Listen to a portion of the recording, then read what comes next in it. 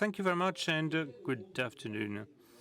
So, the entire world is pausing with artificial intelligence, and we've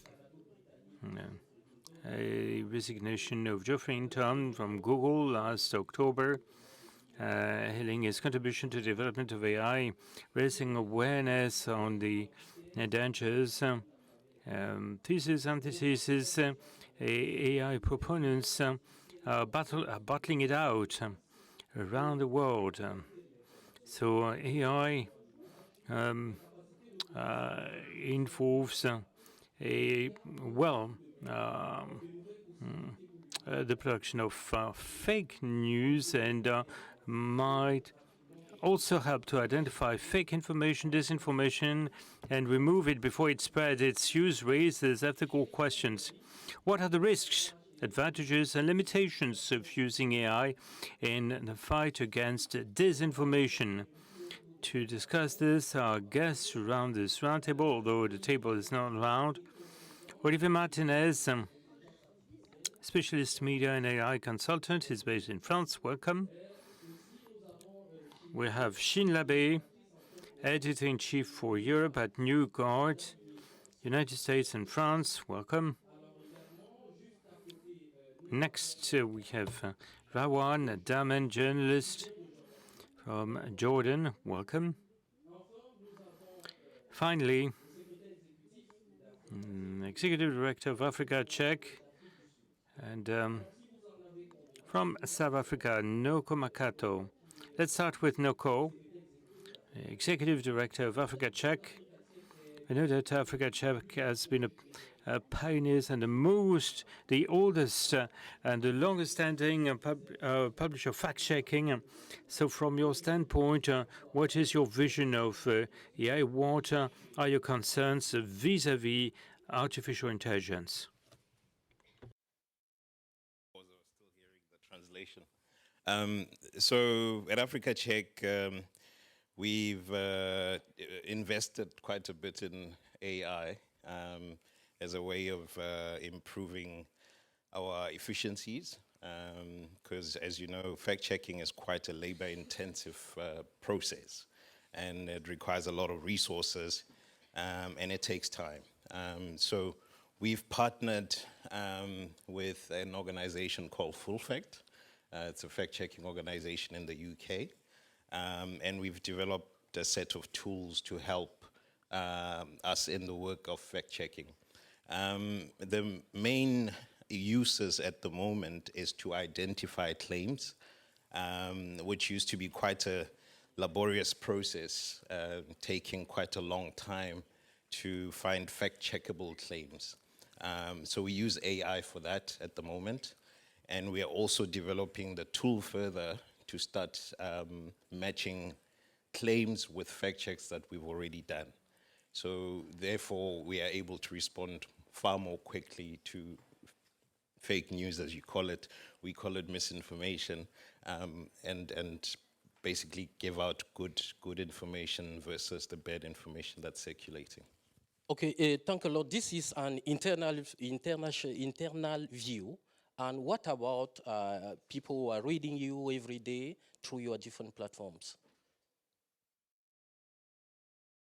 I'm not sure if I understand. So for them, the benefit is they get... Exactly, if you have any feedback from them. They get the fact check far quicker than it would if we're doing it the traditional method. And so we're able to serve the public more efficiently in that way. Okay, thanks. Alors, Rawan, je vais me tourner vers vous. Rawan, I'll now turn to you. How do you manage artificial intelligence and language constraints in the Arab world? I know that's mostly is English, but from the point of view of the Arab world, are you facing difficulties or are you adapting really?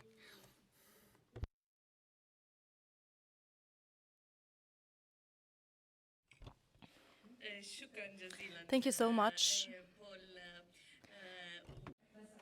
Paul, for giving me the floor. I would like to say that in Africa Czech, they are our role model in ARIJ. I'm the executive director of ARIJ. It's one of the main organizations for investigative journalism. We have decided to focus on artificial intelligence because we know that in the future, every investigative journal and every person who is working in the fact-checking is in need of the artificial intelligence tools. It's important to talk about the ethics of using the artificial intelligence tools. It's important to rely on them to know how to face all the challenges that are related to cybersecurity. If we don't know how to use those tools, we cannot move forward. This is a necessity. This is not a luxury. In the Arab world, there are so many challenges. First, when it comes to the Arabic language, we are lacking of data. The machine is relying on tools that are available or information that are available in the English language. It's difficult for us to work with a UK fact-checking organization because we do not use the same language. We do not have big data in the Arabic language, and teaching and training the machine requires a lot of data. This is not the only challenge. There's also another challenge related to the lack of awareness about the importance of artificial intelligence. There's also another challenge related to the infrastructure, of the IT infrastructure. There's also another challenge related to having experts that have the experience on how to deal with fact-checkers, journalists. There's also another challenge related to the governance of data. I believe that we are facing a lot of challenge in the Arabic world, but it's important to respect all the ethics that are related to transparency, to justice, to equality. It's important to respect the rights of consumers. All those are challenges, but we need to know how to overcome them. In Europe, there are other challenges related to the GDPR, and this does not exist in our world. We should not be victims of the artificial intelligence. It's important to be contributors in order to benefit from it in our work. Thank you. Alors, vous avez commencé à aborder la question de l'éthique. Now, how we dealt with the question of ethics in artificial intelligence. We're going to get back to that because it was a second part of my question, but I wanted for you to go further into the problem of the availability of data and the language. Do you have the impression that the government of your country is making an effort to provide available training compared to the program? You're not from Palestine, in fact, you're from Jordan. There was a mistake in the book. No problem. I'm originally from Palestine. I'm Jordanian, and I believe in the Arabic dimension. Governments in the Arab region are concerned, and they have to collect the biggest amount of data, especially after the COVID-19 pandemic. In fact, applications were used in order to collect huge amounts of data under the pretext of fear. However, the use of this data was not to establish transparency. Yes, we have huge amounts of data. There is an unprecedented collaboration taking place today between different Arab regions and areas and countries when it comes to the data. But these are not the data we need in order to be able to effectively combat misinformation and fake news in the Arab world. These do not allow us to conduct investigations that would allow us to uncover how these fake news can be disseminated and spread. The problem is that the Arabic content online is scarce in comparison to other content, and even what we have is not checked. It does not have the truth and the checked facts. So the machine will rely on these information, which will lead to a clear bias against what we need to establish transparency. This is why, as journalists, we need to integrate AI tools in other languages, because gradually they will come to us us eventually. We need to have a dialogue amongst all the media outlets in the Arab world to see how we can best use AI, and we need to collaborate with major organizations. I will give you an example. We started collaboration with Oxford University in UK because the documents in Arabic and OCR uncover only 70 to 75% of the information available. We have a collaboration with OCCRP also. With Professor Andrew Zisserman, an expert in this matter, we are trying to convert the Arabic calligraphy to an image that AI can read, can recognize, and this will allow for a better understanding. So we need collaboration with partner organizations so that we can actually progress in the Arab world. Thank you. Merci beaucoup, Rawan. Alors, Thank you so much. Jean Jordan, you recently published a wonderful study with respect to the backbone of this roundtable and artificial intelligence. In light of that report, do you think that ChatGPT will be the best way of teaching?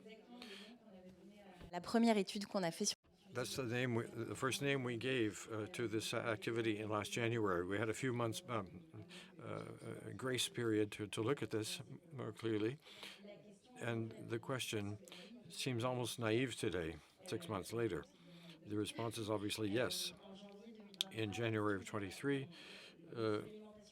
experimentation that we wanted to do was that if you ask a question that's orientated, the idea was what happens if the tool falls in the hands of someone who's not well-meaning?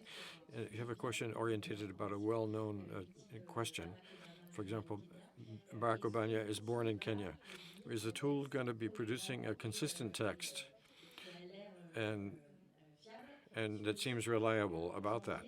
In last January, we ran the test in version 3.5 of ChatGPT, not the current version.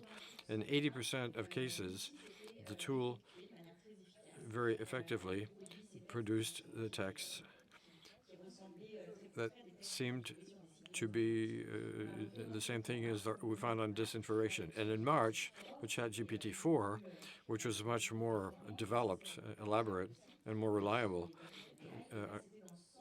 according to OpenAI, and in 100% of cases, the tool produced texts of disinformation, including even about the idea that Barack Obama was born in Kenya. In the previous version, they refused to produce that result because they had set up borders. So there were the previous version had reined in some of the fake news, and here it had been freed up. So it's a concern because imagine if somebody ill-intentioned is using this for propaganda on a major scale. It only takes a microsecond to create very long texts, and you can just tell the tool, write a text in 6 sections and a script for TV, and it's very effective. But so there's no control. And we have a very international audience, and we did an experiment in Chinese to see if the results would be different in different languages. We did the experiment in simplified Chinese and traditional Chinese and in English. We realized that there are a lot more controls in Chinese. The tool refused to produce known disinformation. In all cases, we tested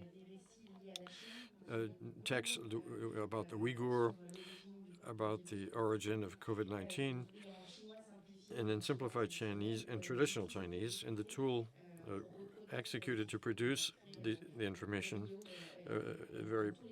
it was well done in all cases. Now, it's kind of a worry because with ChatGPT and other tools, it takes a few seconds, and it's even more effective today for translation purposes. So if there's things lacking in some languages, and here we were talking about lacks in Arabic, we haven't tested it, but I'm sure that there are going to be similar issues in other languages.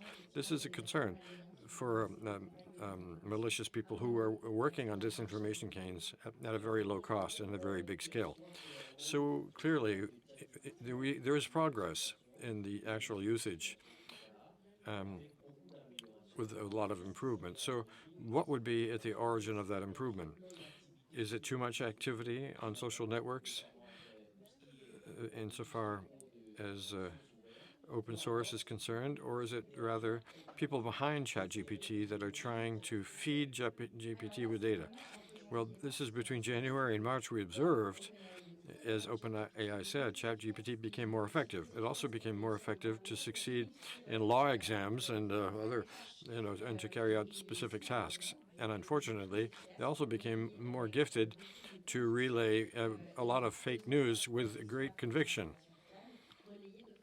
To relay fake news. So that's a source of concern. What that means is that we're going to have to keep a very close track of these tools and to force creators and developers of artificial intelligence to feed into their algorithms with reliable data to make it possible to have controls over this. Because in some cases, there aren't many controls, and they need to be programmed to not produce information that is fake.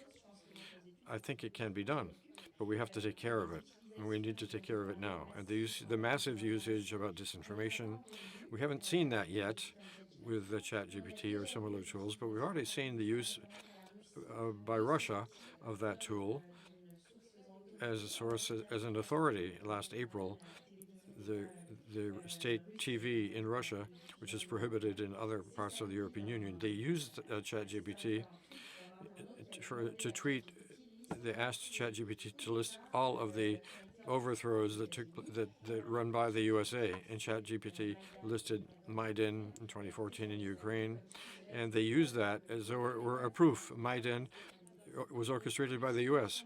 So using IA is all about that. So in the creation of massive campaigns, this is something we need to get prepared for because it's going to be easier and easier to do.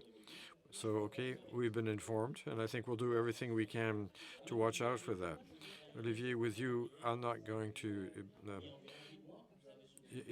8 months ago, you defended your thesis on AI. So, what's the reaction of the media when faced with artificial intelligence? Well, the French media that I know, because what Sheen just said is that we realize that ChatGPT and the language models is not a source of truth. On the contrary, the truth does not exist. That's in a different world than we are. So you shouldn't use these tools as factual truth sources. They are not a source of truth in the same dimension as ours. They're probabilistic tools. They calculate the probability that a word follows another word. It's not magic there's nothing magic about it. But there's such a force in language that everything that looks like our language, we attribute a strength to it. They think that it's a total truth coming, which it isn't. And one stat that came out of this is that 40% of factual information is fake in ChatGPT's responses. So 40%. In some talkers, it's 100%, in others, it's 0%. So the tools are not based on knowledge. They're only based they're there for discussion. So we're going to have to educate these tools. We're going to have to tell them, you don't talk about that like that, or that doesn't exist, or whatever. So I would like to get back as well to the whole dimension of other languages. ChatGPT and all current language models are trained using texts that come from the Anglo-Saxon world or Western Europe. All of the rest of the world doesn't exist. They only exist through what's written about them by either Americans or Europeans. So, which shows that these tools are biased by the way they look at the world, the way that they can hand over information. So the media, you can feel that when you're using ChatGPT, when you see what's being done by RT, it's a point of view that's already, it's a view of the Western world. It's somebody who produced a text someday of fake news, okay? It's fake information about an attempted coup in Ukraine. So these tools are in no way a source of truth. You said there are other parts of the world for whom ChatGPT doesn't exist. Elsewhere, there are countries that are far along in legislation and regulations about it. Recently, in Cameroon, organizations had some assises in order to publish, to draw governance attention on the threats posed by ChatGPT. Did they go? Was that not a bit too fast? I don't know if it was too fast. But all I can say is that these tools, there are other tools, right? There's not only ChatGPT. There's Ambar, which is available since this morning. There's Claude 2, which is another one, another competitor from OpenAI. The same type of thing. It's based on the same technology with language models, which are, with a huge amount of data corpus. So, in fact, the real danger is to produce content based on these tools that's going to reflect not their point of view. It's going to reflect the point of view of the Western world, the American world, or the European world. And that's the real bias of the tool, is even more biased than the fact of having fake news or factually false. That is the real issue. For the whole world, for the moment, there are two camps, right? There's the Western camp and there's the Chinese camp. But we're not going to go there. Maybe there are people here that speak Chinese, but that's not my case. So there are tools that are able to manipulate us in the broad sense of the term, in the good way and in a bad way. But there's always a particular way of looking at the world. Since we're talking about media, let's stick with our groups. And just in order to understand, you have the impression that with artificial intelligence that's improved day by day, how can people take advantage of it? Is that a good way to improve productivity and the quality of editorial production of content? That there's a utility in these tools for journalists and fact checkers. And I'm not talking about ChatGPT. AI is far more diverse than what we're seeing with this ChatGPT and the others that are driven by the search engine companies and so on and so forth. It's important that we know what we're using these tools for, and we strategically engage the tools to assist us in the work that we do. So that's quite important. And I'll speak specifically for the fact-checking community, because what we do is very exhausting. It's a lot of work, it's thankless, but we have to harness the power of AI to help us in doing what we're doing. Alors, Olivier disait tantôt qu'il va falloir aider. Olivier was saying we have to educate artificial intelligence to, so I'm going to pick up at that point. Olivier was saying that we need to educate artificial intelligence to get the best out of it. And increasingly, we are being advised using artificial intelligence. So in Africa Check, are you a length ahead of national education and use of artificial intelligence? Use of artificial intelligence for schools? Or for the general public? For journalists, first of all. For journalists? Yeah. So we're at the very beginning of this work. So we're just focusing just on the fact checkers at the moment. And in fact, our tool, the one we developed with Full Fact, is available to all fact-checking organizations and other journalists.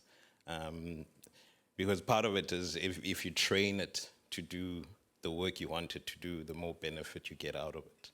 So I'll share the details with some of the colleagues later on how they can access the tool we are using to advantage the work that we're doing. Merci beaucoup. Alors, Rawan, je veux... Thank you, Rawan. I'd like to get back with you. You started to talk about ethical issues. How do you observe ethics using artificial intelligence despite both the technological barrier and the language barrier?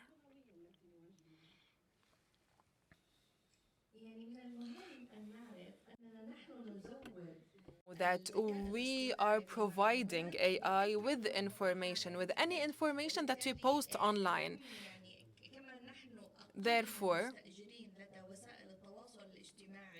when we are using social media platforms, when we open accounts on Facebook, Twitter, we are actually alimenting, we are providing the internet for decades and decades in the future with data. When we say data, we do not only mean texts, we mean images, we mean videos, photos, because machines today are much more stronger, they are much more intelligent when it comes to videos and images, and we have big data on this issue. There are research and academic studies that have been conducted for more than 30 or 40 years regarding this issue. So currently, at the ethical level, for generations and generations have contributed to where we are today. So I can give you an example. It's in Arabic, but we will try to translate it into English or French. And here I would like to thank the interpreters into Arabic because they are not only interpreting words, but they are also trying to interpret emotions and interactions and helping me in taking part of this in this event. So, third time is a charm. This is what we say in English. Even if you get it wrong the first time, the second time, you are allowed to make two mistakes, but not three. I think that our generation has gone through these two phases. First, when we saw the birth of internet, I remember the first email I sent. The second mistake with the emergence of smartphones. There we had also fears and concerns regarding ethics, privacy, etc. We made catastrophic errors in civil society, at the level of media institutions, also in this mistake one and mistake two. But I hope that now third time will be the charm and will not make the same mistake. This is our only hope. What we are facing currently is the fact that we are not aware of the dimensions of the AI, similarly to what happened with the internet and with the smartphones. The objective today is the following. We should not, of course, take a step back. We should not withdraw ourselves from this world, but we should not pour all of our information in the public domain. Sometimes we work in investigative journalism, and we should not pour all this information and applications in public domains. We need to be selective. We need to be careful. We cannot take a step back. No, it is a tough road, but we have to walk through it all together, and we need to establish alliances because any small enterprise will actually drown if it's bombarded by this amount of information, and it should be part of a real partnership in order to progress. Est-ce qu'il n'y a pas un risque ou alors est-ce que la Is there not a what's the difference between laziness and a job well done in terms of artificial intelligence? We need to say that AI depends on the humanitarian intelligence. Humanitarian intelligence generated AI. Humanitarian intelligence or human intelligence will allow us to see how we can use certain mechanisms and certain tools. There are tools that are here to save us time, to save us routine work. However, this creative side can never be generated by machines. And in the future, yes, these machines might facilitate our work, but they cannot control us. We cannot reach a point where we can consider that the machines are the pillar. We are the creative ones. We are the ones who created cars, who manufactured cars, who created the ChatGPT, and we eventually be able to control this. We should not feel that we will be controlled by AI. The fear is that we have authoritarian regimes and big countries that are using AI today in order to generate more disinformation, in order to control the cyberspace. This is why we need to master the use of these tools so that we can provide ourselves with the necessary protection and guarantees, and so that we can disseminate trustworthy information. Thank you. Merci beaucoup. Alors, Thank you. I'd like to ask you a question, Sheen. Almost the same question, but stated differently. You observe that increasingly information sites generate their content using AI. Is this a shortcut or is it laziness? I think we need to find a right balance because we started documenting this for a few months now, and we're looking at the number of non-reliable information sites generated by AI, UAIN. And we've identified 49 in May, and now there's 331 this morning. So there's a real proliferation of these sites. Now, the idea is not to say you shouldn't use artificial intelligence to help us, as my two colleagues said, but I think that AI can help us to create certain types of content. Let's not forget that many press agencies use AI and have for many years to generate, sports results and things like that. You can easily generate with this type of tool without having a journalist behind it. Now, the problem with this type of site, which we identify, is that these are sites that have no human supervision. And the problem is, and that's exactly what my colleague was saying, if we have no human control and we leave the absolute control to the machine, then anything can happen. All bets are off. You have content farms. You see those in Eastern Europe. A few years ago, there are content farms generated by IA, which are under no human control. How do you find them? Well, it's easy because you find tons of messages with lots of errors. I can't produce this content or whatever. And there's no editorial control. And for the moment, these sites are poor quality sites. They're not very dangerous because they are of poor quality. They're poorly done. They're clickbait. So there's not a real danger at this point. It's just not very well written. These are articles that have been hastily thrown together as clickbait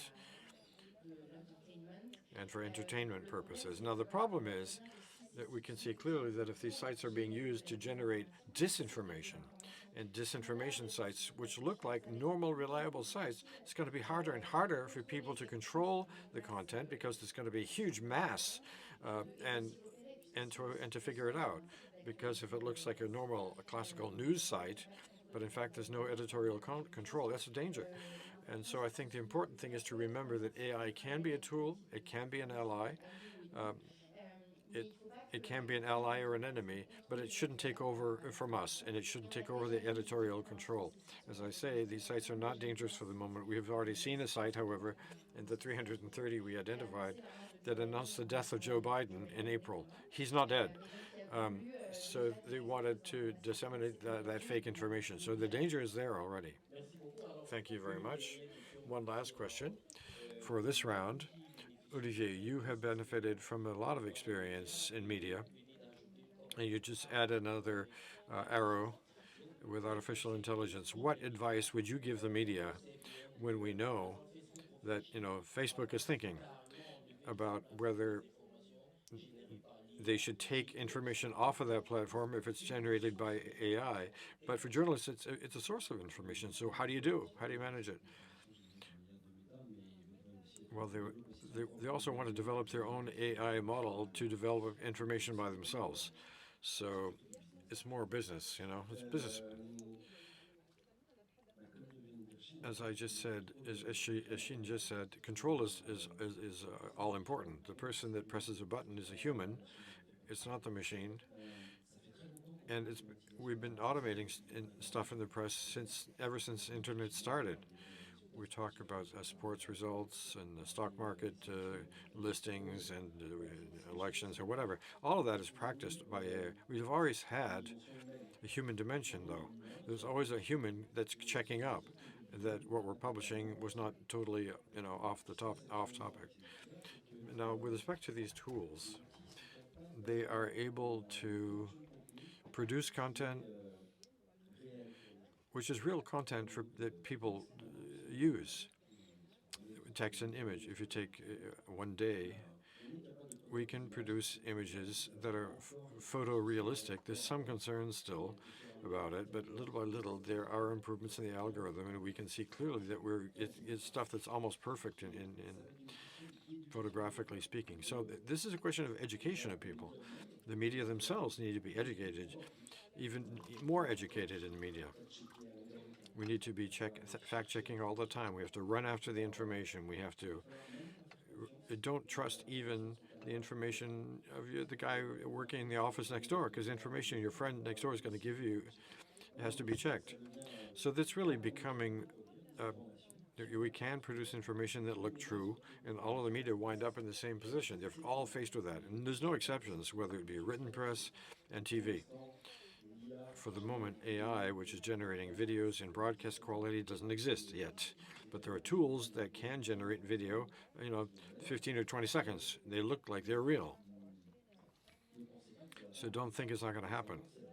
In a year, it's there.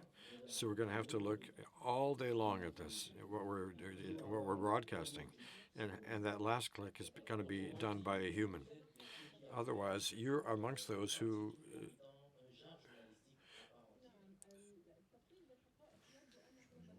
I'm not a journalist. I can't actually respond to that, but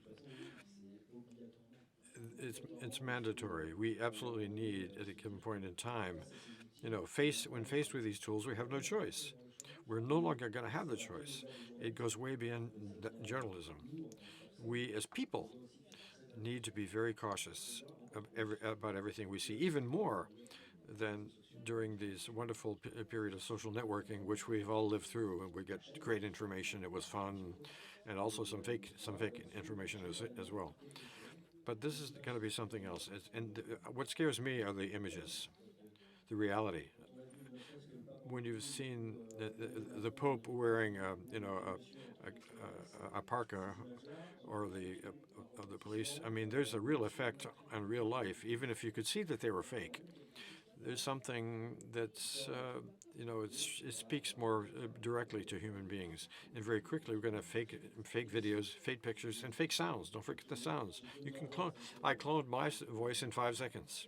It wasn't that good, but somebody who didn't know me, it would work. It would be good enough. So we're going to have to be very careful about these tools. Thank you so much.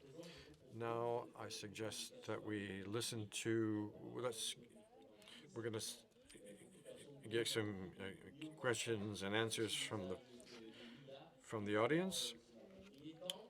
And a lot of people are wondering about ChatGPT, artificial intelligence, and many other things. So let's send the microphone out and see what comments we're able to gather. Questions or comments? All is good.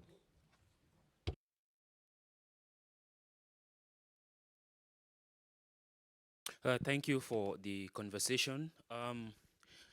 I read a lot regarding internet and journalism, especially when I was doing my undergraduate thesis. Now, I realized that internet was created not to compete with journalism, but to complement. But what is happening today, I can see a lot of competition between the net, the web, and journalism. And as a result, there are some core values of journalism that are eroding because of the internet. Now, we are talking of AI. Are we already foreseeing more trouble for the real journalists? Because probably AI might take over the newsroom someday.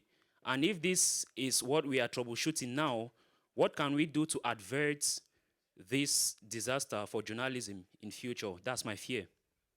Okay, so please, can you start by presenting yourself, because we don't know who you are, so it is very important also. Sorry, I was just, the fear overtook me. All right, my name is Boris Karlov Batata. I am a journalist from Boya, that is the southwest region of Cameroon. Thank you.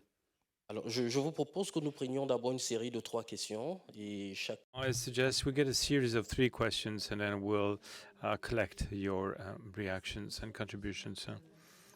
Hello, good afternoon. My name is Martha Tissi from Ivory Coast, journalist in the field of development. Now, how can we make credible an investigative article generated by AI on sensitive issues such as rapes and terror attacks?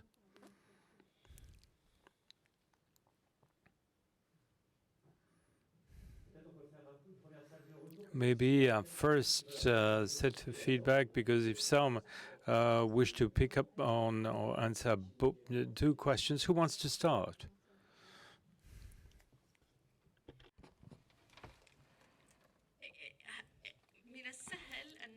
It's easy to think that everything that is new. This is my response to our colleague from Cameroon. Always, when there's something new, we think that is bad. We read a lot of articles saying that the artificial intelligence will take over many jobs and will replace human beings. This is not true. This did not happen in the previous industrial revolution. Some jobs will disappear, but other jobs will appear. We need to learn how to deal with this artificial intelligence. We need to learn more to educate ourselves. That's why in Arij, we tried, in support of Google initiative, to launch the Google News initiative. This is an initiative that will allow us to launch a roadmap, not only for Arij, but for all SMEs. We will launch this initiative on the 16th of July at 4 p.m. This is an initiative that will help educate about artificial intelligence. We need to learn about this field. We should not be marginalized. We should not be scared. And in terms of credibility and how we give credibility, I believe we need to raise awareness about intellectual property, about production rights, about protecting the sound, the graphics, the images. How can we know which ones are correct, which ones are not fake? This is a real problem. Even in terms of education, the students nowadays can use artificial intelligence to prepare theses, and they can even put references and footnotes, and this does not require time.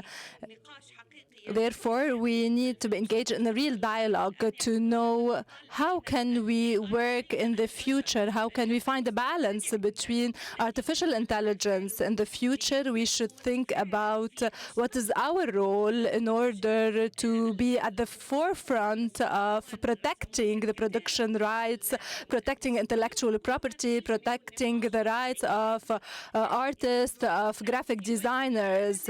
We should not stand in front of the machine. We should know how to support it. We should understand it. What can we do to change this, not at the regional level, but at the international level? Thank you.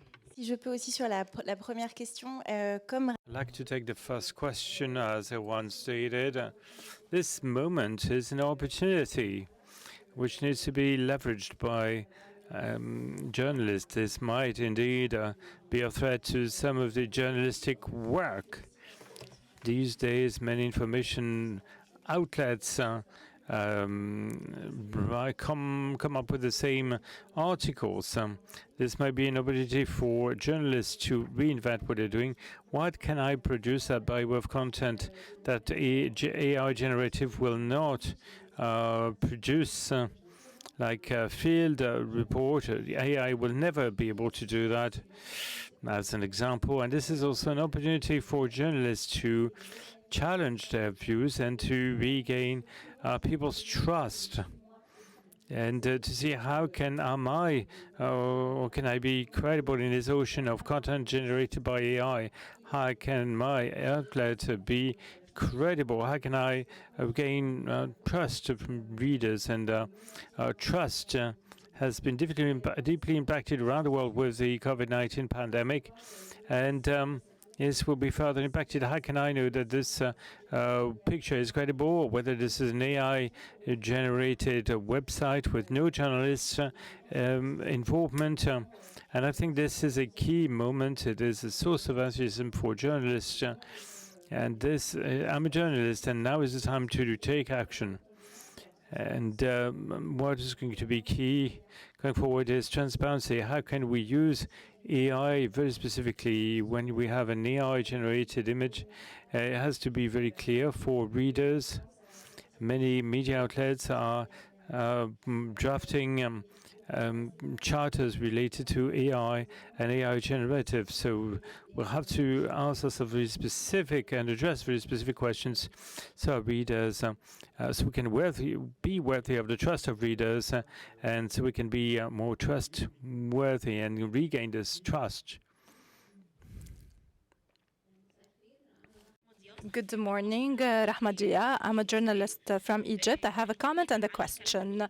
I want to say that many scientific researchers and experts who were working in the field of climate change said that when they asked their questions to ChatGPT on how can we fight climate change, it was said that we need to enhance environmental sustainability and we need to reduce CO2 emissions. ChatGPT did not tackle other important issues such as reducing the fossil fuel consumption and other important matters that we know that we need to rely on when we are thinking about the planning for the future. Artificial intelligence is not supporting us in fighting all the problems that are related to climate change. But now you said that artificial intelligence is not limited to ChatGPT. So my questions to all of you is the following. What are the other tools that we can rely on in fighting climate change in the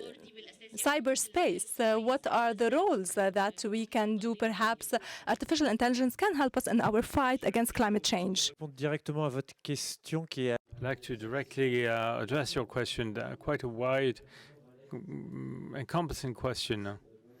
I'll try to answer the question. ChatGPT, to start with, is not a model of truth. This will give you output responses. It is an AI that is here to converse with you.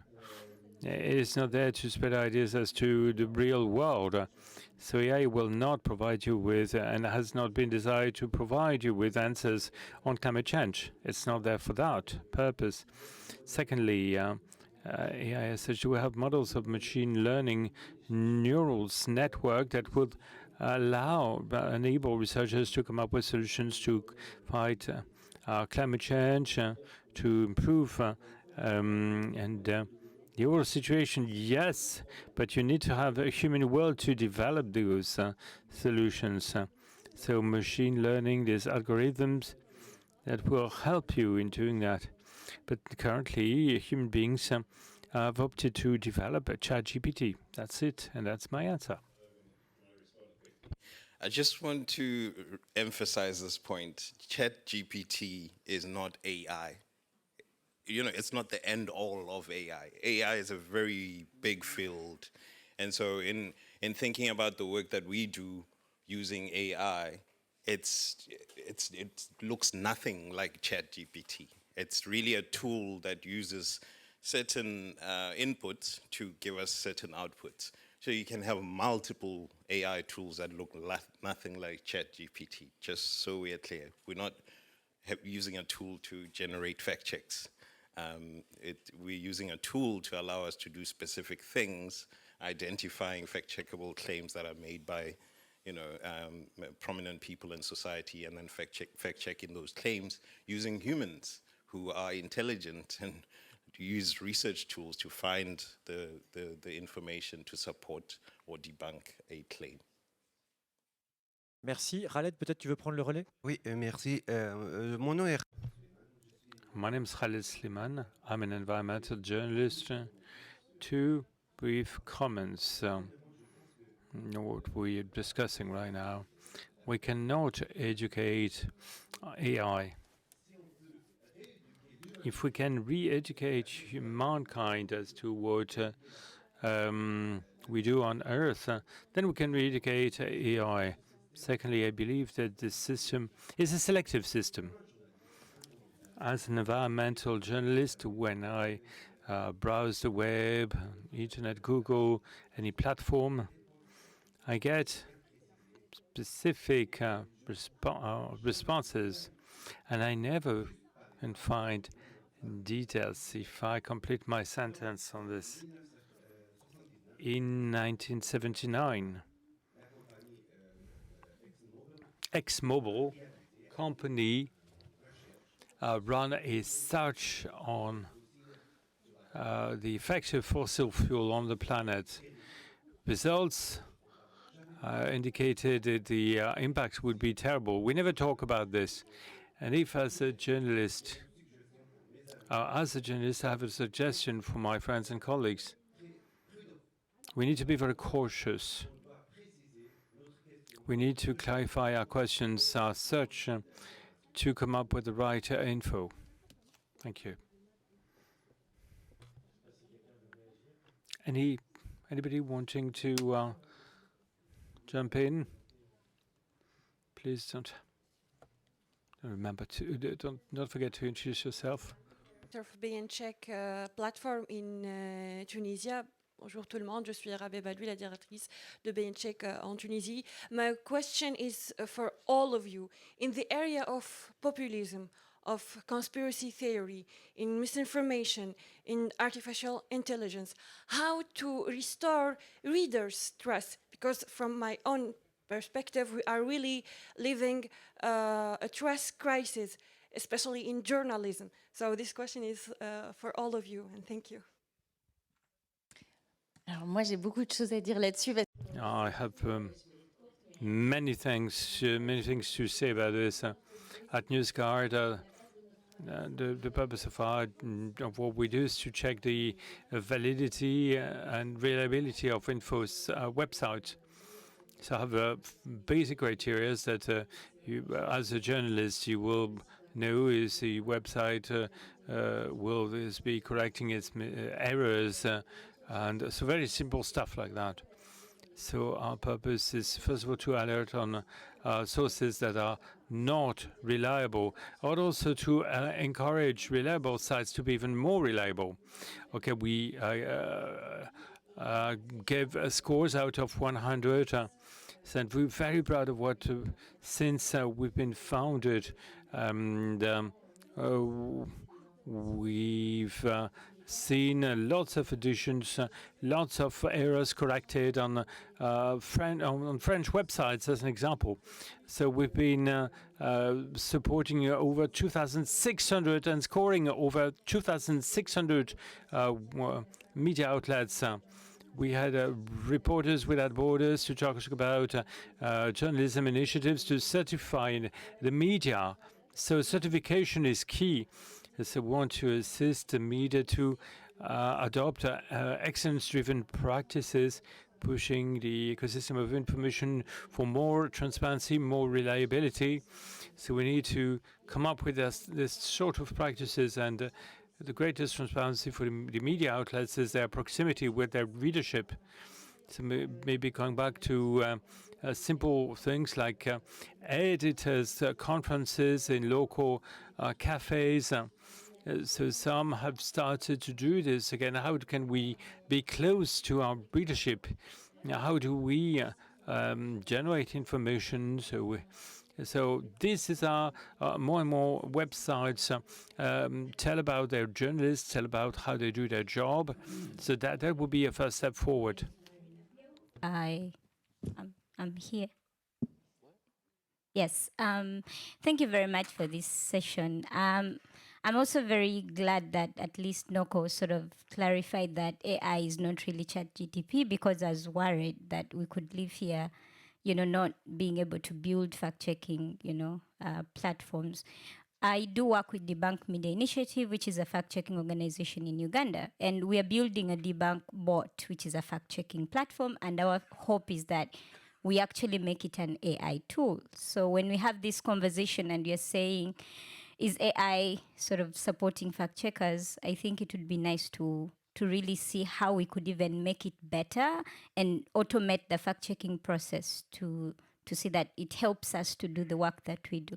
My question is then, how do we feed our locally developed AI tools as fact-checkers to see that they actually fight the tools that have been sort of already developed that are biased, that are not genuinely supporting us in ensuring access to information to the people that we're serving? Because at the end of the day, are we able to build an AI that can fight an already existing AI? Is that something possible? How do we feed these AIs with data? Is that even realistic? Thank you.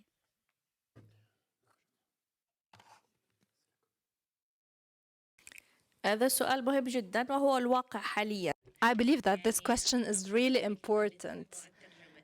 I believe that your question is really important. It's important to think about the current artificial intelligence tools, because we know that there are artificial intelligence tools that are falsifying information, that are spreading misleading information, but we also have other tools that are using artificial intelligence to expose this. So as if we are in two camps. We have a camp that are using artificial intelligence tools to expose those information. I believe that what we can do is to work together. In the US, they have relied on the output and the outcome of many court in the judiciary and on the sentences of judges, and they saw that they issued sentences against African people because the judges were biased. So those artificial intelligence tools that were developed based on those sentences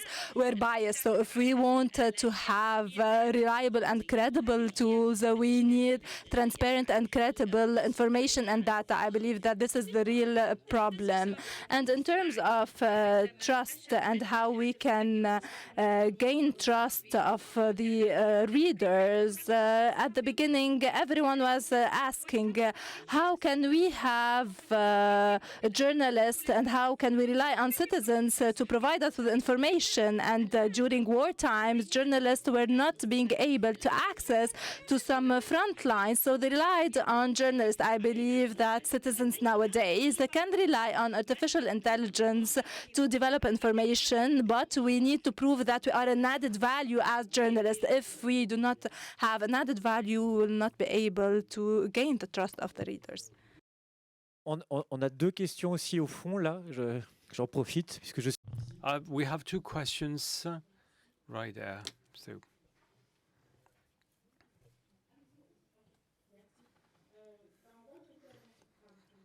Thank you. My name is Benedicta Loacain from Benin. I'm a female activist, and I'm part of the second cohort of Connaissance V2 from CIFA Media. So in your presentation, I heard you said that we'll come to an age where we need to get ready to disinformation campaign caused or involving AI. I think this will not be an era. It's already there. This is what I experienced since end of 22. Facts were designed on me. So gender-based facts against me, against my team members, were published on the kind of a social network campaign after a campaign we carried out on online cyber harassment involving pictures as well. So, and now we're fighting this campaign. So this was really gender-based facts. We could see our head on bodies, but these bodies were not our bodies. So which drives me to a question we've just browsed. Are we not going to get to an era to combat AI? Do we need another AI? Is the world ready to face the consequences generated by AI? Are we ready, or do we still need to use AI to combat AI? A second question on the era of AI and the era of social networks. And it's the work of influencers and do a fantastic job. Some fight against disinformation, but these can be also threats. Our journalists, media, should they not collaborate with influencers to fight against disinformation? Many questions in there. Who wants to contribute? My name is Abel. I'm from Ethiopia. My question is specific to Nuko Maget from Africa Check. As we all know, when the formation of IFCN, International Fact Checkers, Africa Check has contributed a lot, and one of the prominent organizations for the formation of that network. So 15 years ago, this network has managed to approach major social media platforms and to contribute for the countering disinformation activities across the globe. So I think we have to do the same thing against AI technologies. I appreciate starting initiative to build tools for the sake of fact-checking workers, but also we have to find ways to discipline those major AI technology companies, ChatGPT and others. So is there any initiative started from the network side or any other global bodies? Sorry, can I respond? You're welcome. So there's initial discussions amongst members of the IFCN at the moment to think about the role that AI tools like ChatGPT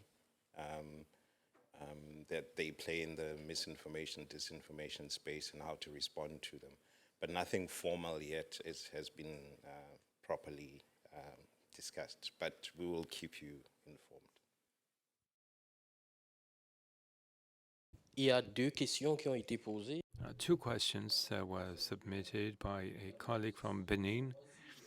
I.e., in the coming months or years, are we not going to create an AI to combat an existing AI? And the second part of our question was, should we not need a synergy between journalists and bloggers to efficiently fight disinformation?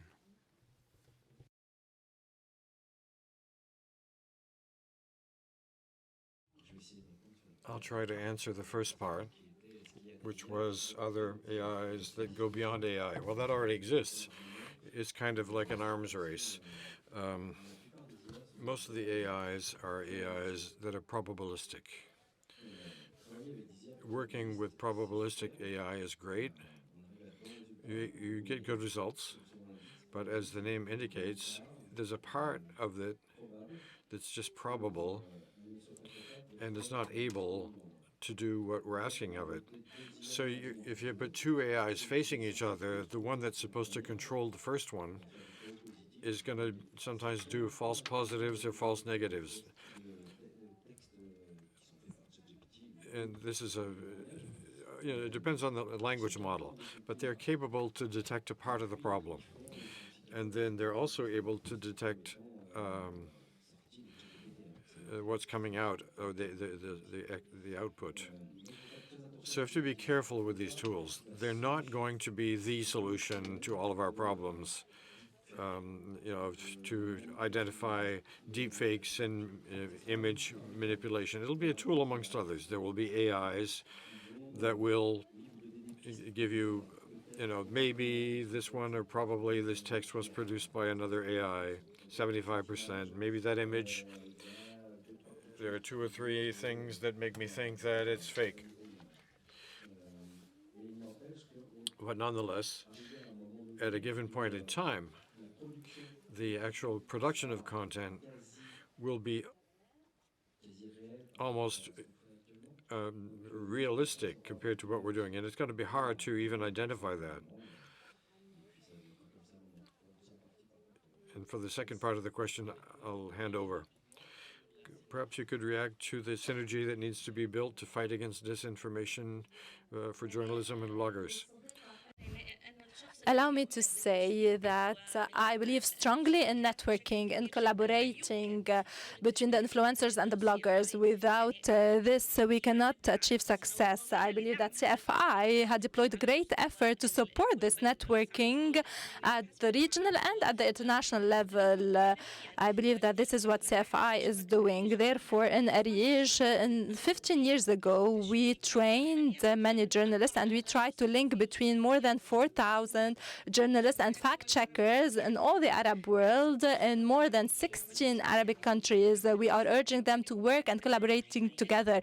Without their collaboration, they would not be protected from defamation, and they cannot be protected from cyberbullying and from hatred campaigns. Alone, they cannot fight this. They need to work together, to collaborate together. I believe that at 4:15 there will be a session about the fact checkers, and Saja Murtada is in charge of this network, and Rasha Faak will be talking about the importance of this fact checkers network. They gather more than 38 fact checkers and more than 250 individuals from 11 Arabic countries. Saja and Nuka are talking about how we can collaborate with Africa Check.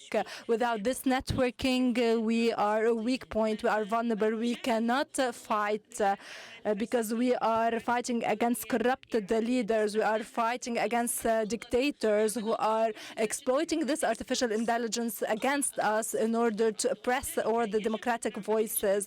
We need to work together. Alone, we cannot achieve success. One hand cannot clap.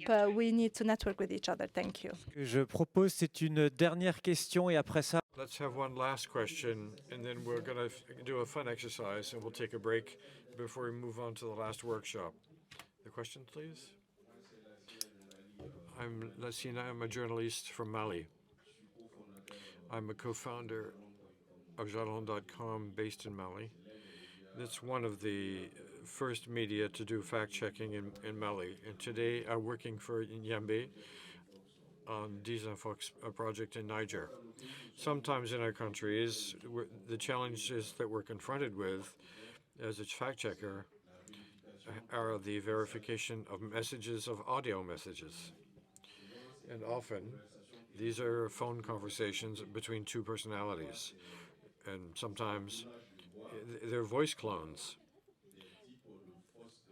And that's fake information that, the small media, we don't have a response to that. On your level, do you have a solution for Africa Check? Do you have tools that make it possible for you today to identify a voice message, a fake voice message? No, en un mot. I mean, I think you talked about it a little bit, so on how audio and video are super complicated. So no. Merci à tous les 5. Merci Paul-Joël Kamchang pour la modération. Merci Noko Magato d'Africa Check, Rwanda Men.